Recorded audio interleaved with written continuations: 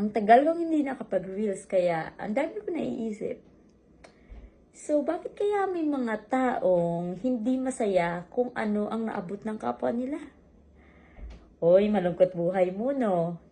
Kung ako sa'yo, te, pumalakpak ka na lang kasi kung anong naabot ng kapwa mo. 'Di ba? Maging masaya ka para sa kanya. At saka, maging masaya ka rin sa buhay mo. Huwag mo nang bantayan yung kapwa mo kasi may darating din para sa'yo. At kung naabot mo man, huwag maging selfish. Dapat, sila din, hindi lang ikaw. Hindi lang ikaw dapat ang may marating. Dapat, tayong lahat. Kaya huwag ka nang mainggit. Inggit ka pa eh.